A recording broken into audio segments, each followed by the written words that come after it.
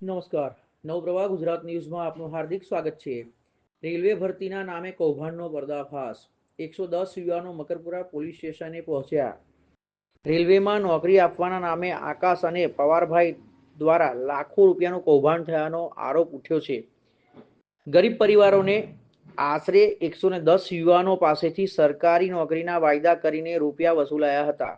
આરોપ છે કે કોકણ રેલવે કોન્ટ્રાક્ટર નામે પ્રતાપનગર રેલવે ખાતે કામ પર લગાડ્યા હતા, છતાં નિયમિત નિમણૂક આપી અને ન પૂરતો પગાર ચૂકવાયો. પગાર માંગતા કેટલાકને રોકડમાં અડધો જ પગાર આપવામાં આવ્યો હોવાનો આક્ષેપ છે. કોન્ટ્રાક્ટ સંબંધિત કોઈ સત્તાવાર દસ્તાવેજ કે માલિકી સ્પષ્ટ ન હોવાને કારણે ગેરકાયદેસર પ્રવૃત્તિની શંકા વ્યક્ત થઈ છે. પીડિતોએ મકરપુરા પોલીસ સ્ટેશનમાં અરજી આપી અને વકીલ મારફતે નોટિસ તૈયાર કરી મીડિયા દ્વારા ન્યાયની માંગ કરી છે. પોલીસ સ્ટેશન આવ્યા છે અને અમારી જોડે એક મોટો ફ્રોડ કરવામાં આવ્યો છે. એની રજૂઆત લઈને અમે મકરપુર આવ્યા છે. આજે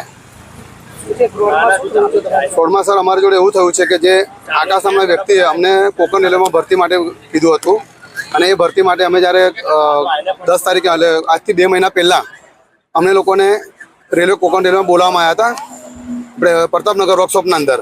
જ્યારે વર્કશોપના અંદર અમે ગયા ને ત્યારે એમને કીધું કે તમારે અહીંયા જે સેલેરી છે એ 35,500 નક્કી કરી હતી અને એ નોકરી સેલેરી સાથે અમને લોકોને કીધું હતું. અને પછી એમણે આકાશ નામના વ્યક્તિ અમને એવું કીધું કે તમારે 15 દિવસની ટ્રેનિંગ કરવાની છે અને 15 દિવસ ટ્રેનિંગ દરમિયાન તમને 900 રૂપિયા પર ડે આપવામાં આવશે, આવી તેને વાત કરી હતી. અને 15 દિવસ પછી તમને આવશે ઓફર લેટર અને એ ઓફર લેટર પછી બીજા 15 તમને આવશે આઈ કાર્ડ, કોલ લેટર, એ બંને મળશે. એટલે તમે ત્યાં તમારી નોકરી પરમેનન્ટ થઈ જશે એવું અમને કહેવામાં આવ્યું હતું. અને અમે 15 દિવસ ઈમાનદારી સવારે 8 વાગે ત્યાં જતા હતા, ગેટમાંથી એન્ટ્રી કરતા હતા. એન્ટ્રી કર્યા પછી વર્કશોપમાં જઈને અમે ટોટલી આંટો મારતા હતા બધા જ, અને કેમેરામાં જઈને જોવાનું, જે કામ કરતા હતા લોકોએ જોવાનું. અને સુપરવાઇઝર તરીકે અમારી નિમણૂક કરવામાં આવી હતી ત્યાં આકાશભાઈએ. અને એ નિમણૂક કર્યા પછી અમે સાંજે બપોરે 12 વાગે અમે લોકોને ઘરે મૂકી જતો હતો. આકાશભાઈ તમને નોકરી લગાવ્યા ત્યારે તમારી પાસે કોઈ નાણાં લેવામાં આવ્યા હતા? આકાશભાઈ અમારી પાસે ડિમાન્ડ કરી હતી કે તમારે મિનિમમ મને 50,000 રૂપિયા આપવા પડશે. એક વ્યક્તિ દીઠ કે બધાના? અલગ અલગ વ્યક્તિ અલગ અલગ માંગણી કરી હતી. અને મેં જ્યારે આપ્યા ત્યારે લગભગ 40 છોકરા લેવાના હતા, તો 30 છોકરાની ભરતી થઈ ચૂકી હતી. અને મને કહેવામાં આવ્યું હતું કે અત્યારે ખાલી લેવાના છે 10 છોકરા. તો તમારા કોઈ સંબંધી હોય તો એમને બી તમે કહો. તો મેં મારા ફેમિલીમાં બી 7 થી 8 જણ લોકોના પૈસા ભરાયા હતા કે છેલ્લી ભરતી છે, આના પછી કોઈ ભરતી કરવામાં આવે નહીં. તેવી રીતે મેં મારા ફેમિલીમાં બી 7 થી 8 લોકોના પૈસા ભરાવ્યા છે.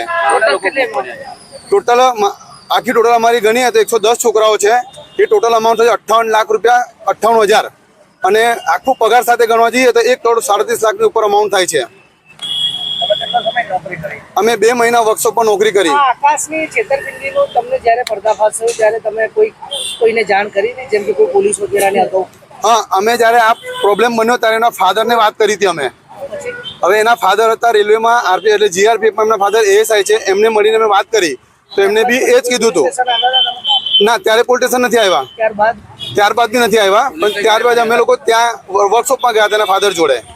અને વર્કશોપના એના ફાધરે ત્યાંના સાહેબને બોલાયા, જે બેન ગેટ પર બેસે છે સાહેબ જોડે વાત કરી. પણ અમને લોકોને દૂર ઉભા રાખ્યા હતા. એમને શું વાત કરી એમને ખબર નથી. હમણાં પોલીસ સ્ટેશન દ્વારા શું જવાબ આપવામાં આવ્યો? પોલીસ સ્ટેશન દ્વારા અમને એવો જવાબ આપવામાં આવ્યો છે કે અમે અરજી સ્વીકારીએ છીએ પણ આનો તપાસ માટે થોડો ટાઈમ લાગશે.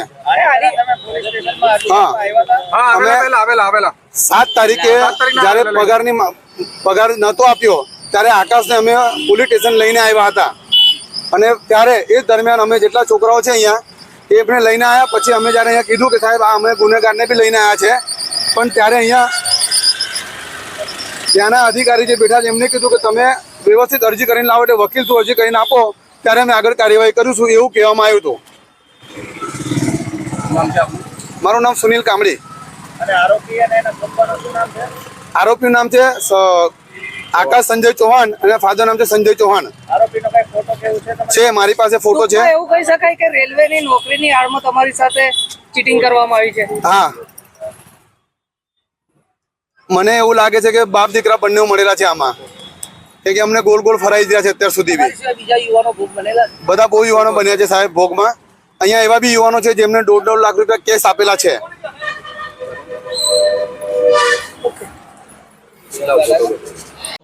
બાકી રહ્યું છે, ટોટલ 5 બાકી છે. પણ આમાંથી વપરાઈ ગયો તો તે ચોખવટ કરવો તો ખબર પડે. અમે આવી રીતે કરતા નહીં માસી. અમારે આવે એટલે માણસોને અમે કહી દઈએ કે ભાઈ તમારું પેમેન્ટ આવ્યું તો લઈ લો. પેમેન્ટ ક્યારે પડે છે આ લોકોને? હા? પડે છે ક્યારે? તારીખ આ વખતે ખબર ને આટલું ડીલે થયું, બાકી ગયા ગયા ટાઈમ મહિને 17 જ આપી હતું ને તમે 18. કયું ગયા મહિને. ના હા મને ખબર છે ને, 18 આપી 18 18 આપેલું. આ લોકોને 16 કીધેલી એટલે મેં 1-2 દિવસ ડીલે થઈ ગયું. 16 તમે કીધેલી 10 કીધી હતી, પછી 15 કરીને પછી 17 18 હું મને બધી ખબર મને છે. 16 કીધેલી ફાઇનલ. પણ આપણે કહીએ ચાલો કોઈ 2-3 દિવસ લેટ થાય, પણ તમે આ વખતે તો આખો મહિનો પૂરો કરી નાખ્યો. એમને કોઈ બધાને આલવાના છે પેમેન્ટ એટલે કહીએ છે અમે, બાકી તો આપણા તો હું તમારે એ છે, મારે પણ હપ્તા બાઉન્સ ગયા છે ખબર છે, 3 હપ્તા બાઉન્સ. એમ નહીં, તમારી વાત બધી બરાબર, પણ અહીં મને ખબર છે, મારું તો કાર્ડ બ્લોક થઈ ગયું. ઘેર આવીને પૂનામાં ભરવાનું ચાલુ કરી દે લોકો. ઘેર આવીને બને જ ના ગમે. ભરી દીધી એ કેવી હા તો તમે કઈથી કહો છો હપ્તા બાઉન્સ થયા પછી? મારે ભરી દીધી ને મેં કઈ ડેટ આપી છે કહી દો. પેમેન્ટ કરવાની લાસ્ટ 29 તારીખ આપી. મેં કહું 29 તારીખે તમારું બધાનું પેમેન્ટ થઈ જશે. 3 પેમેન્ટ 29 તારીખમાં છેલ્લે કીધું. સારું, આનું કોઈ આવતા શુક્રવારે કે છે ને આ એ શુક્રવારે એવું કે છે આ આ એક જ દિવસે વચ્ચે હા, બરાબર એક દિવસ વિચારી પછી. શુક્રવાર સાંજે 6 વાગે આ મહિનાનું પેમેન્ટ કે છે, અને એના પછી હે નવેમ્બર નું, પછી 5 તારીખે ડિસેમ્બર, આપણે આજે ડિસેમ્બર મહિનાનું, અને 10 તારીખે આપણે જે ભરેલા એ બધા રિટર્ન. બરાબર, ફાઇનલ. ભાઈ શુક્રવાર હું ફોન કરી દઈશ ને સાચે. બે જીજક મેં કહું છું ને, કારણ કે મારે હવે આમાંથી હટવું છે. હા તો બસ. મારે હવે આમાંથી હટવું છે. અને જો તમાર ઘેર ફોન ના કરાવો હોય તો પછી મને ઓથોરાઇઝ પર્સન નો નંબર આલ દો, હું મારા રીતે ફોન લેશે એને હોય. મેં પૂછ્યા વગર નહીં આપી શકતો ભાઈ. પણ કાલે પૂછી લેજો કે ભાઈ કાલે આવું મને કીધું છે, બરાબર. જો મારા ઘેર વાત જશે અને હું એવી રીતે વાત નહીં કરવાનો, હું બીજી રીતે કરીશ, બરાબર, મારી રીતે. હવે એની એટલે તમે ક્લિયર કરી લેજો તમારી રીતે કે કમનું કરવાનું છે. એ કાલે પૂછીને મને કહી દેજો જે હોય ફાઇનલ. કાલે મેં તમને બપોરે જ હમણાં ફોન કરીશ. કારણ કે ભાઈ આમાં મેં પણ કંટાળ્યો છું. મારે બધા માણસોને જવાબ આપવા મારે અઘરા પડી જાય છે. એ તો કહી દે કે ભાઈ તું કહી દે આ તારીખ, કહી દે પેલી તારીખ. મારે અમને જવાબ આપવો અઘરો પડે ને. પણ તમે ડાયરેક્ટ ઓથોરાઇઝ પર્સનને જ આપી દો ને, વાત જ પતી જાય ને. આમાં આ લોકો શું કહે છે કે અમારા નામ નહીં આવવા જોઈએ વચ્ચે. જ્યાં સુધી અમે આ લોકોના અંદર કામે ના જોઈએ ને ત્યાં સુધી અમારા એકબીજાના નામ ના આવવા જોઈએ. તો જ્યાં સુધી શોપ સુપરવાઇઝર ને ના હેન્ડલ થાવ ને તમે. પણ અમે લોકો સાંભળો મારી વાત, અમે લોકો અંદર ફરતા હતા ને ત્યારે અમને 10 જણ એવું પૂછતા કે તમે કઈ એમાં છો, શું કરો છો, બરાબર.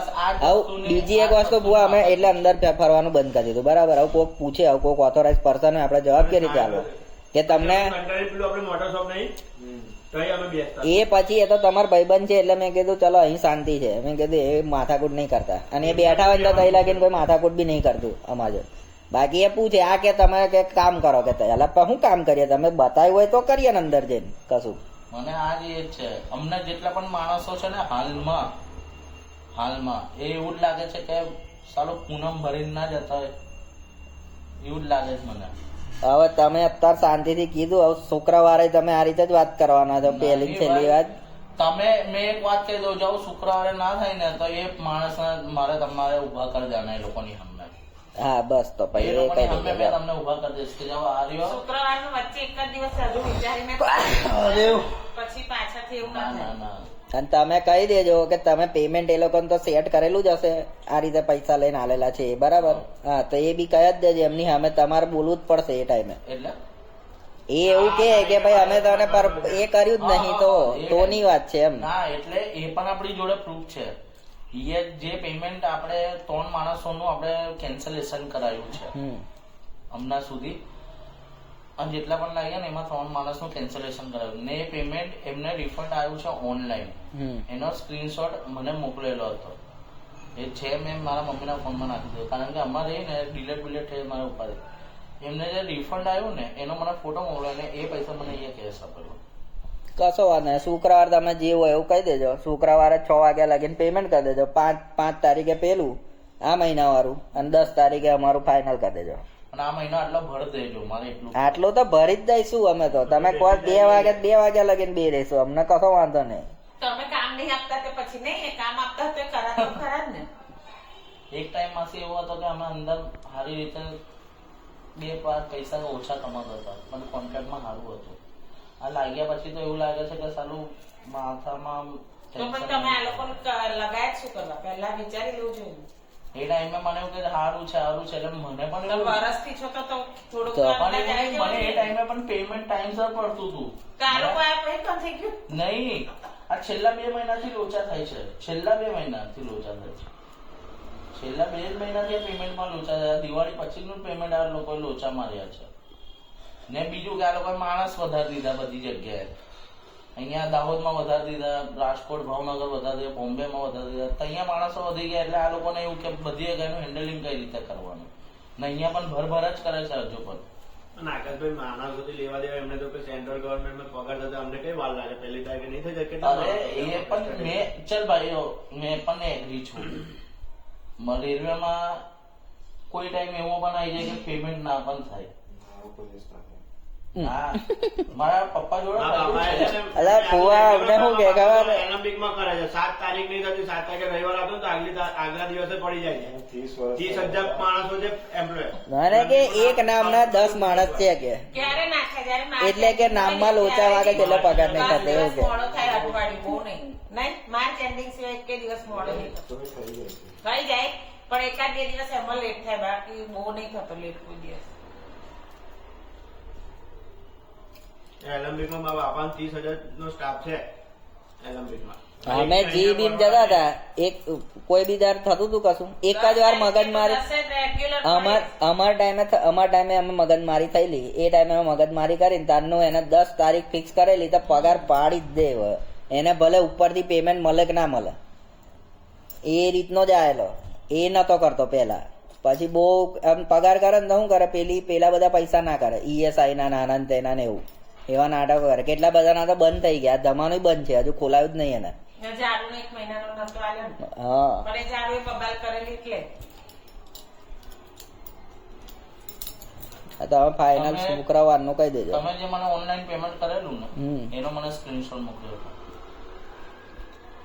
હા તો મોકલી આવીશ ભાઈ, હોધવો પડશે એટલે. કઈ નહીં, શાંતિથી હોધી લો. તમે તો મને કુનાલનું ઓનલાઈન જ કરેલું, એનો મને મોકલ્યો હતો. એટલે મેં એના પર મારું? તમારું તો મેં નામ લખીને મોકલી દીધું. તમે મને કેશ આપેલું નામ લખીને. આ 2000 નો સ્ક્રીનશોટ તમે યાદ કરીને મોકલ્યો હતો. તો મેં આજે નહીં તો કાલે એને સાંજે ફોન કરીને કહી દો ભાઈ મને આ 3નો રિફંડ જોઈએ છે. હમ.